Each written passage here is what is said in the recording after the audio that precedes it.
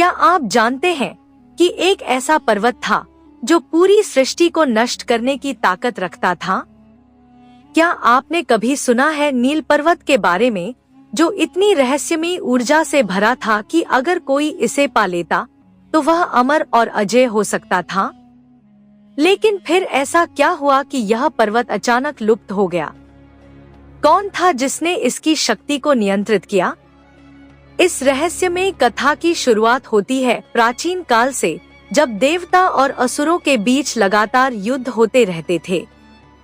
हर बार देवता किसी तरह जीत जाते, लेकिन असुर फिर से शक्ति प्राप्त कर लेते। इसी दौरान एक असुर, मायासुर, को एक ऐसे स्थान का पता चला जो ब्रह्मांड की अपार ऊर्जा का केंद्र था, नील पर्वत।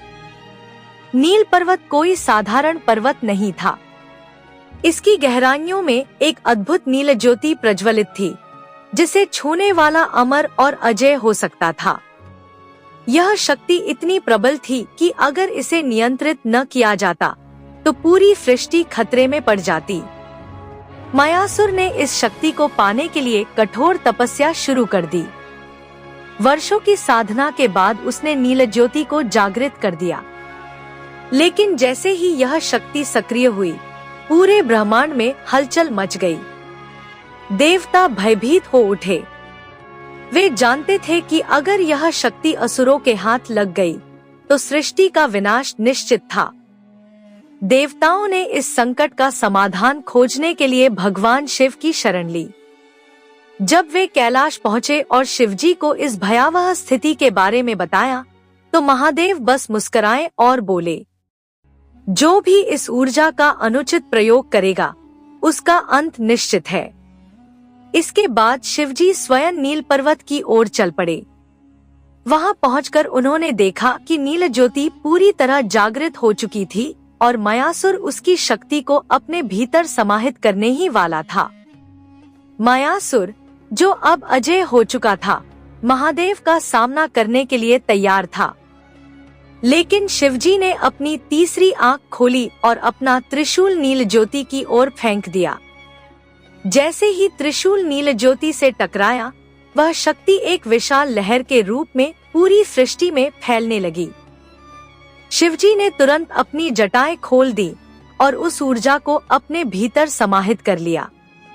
यह पहली बार था जब शिवजी ने इतनी तीव्र शक्ति को स्वयं में समेटा था। इस घटना के बाद उनका गला नीला पड़ गया और तभी से वे नीलकंठ कहलाने लगे।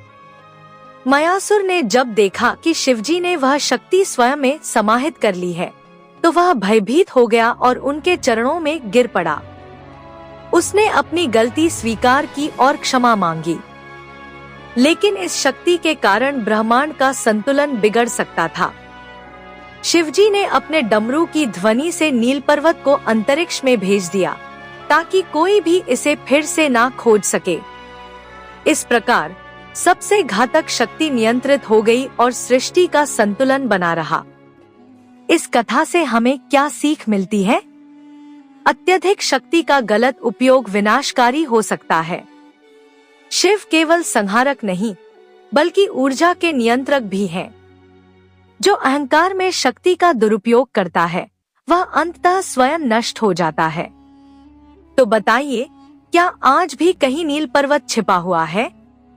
क्या कोई दोबारा इसे खोज सकता है, या यह हमेशा के लिए विलुप्त हो गया? आप कमेंट में बताएं। लाइक, शेयर, सब्सक्राइब जरूर करें ऐसे कहानी देखने के लिए।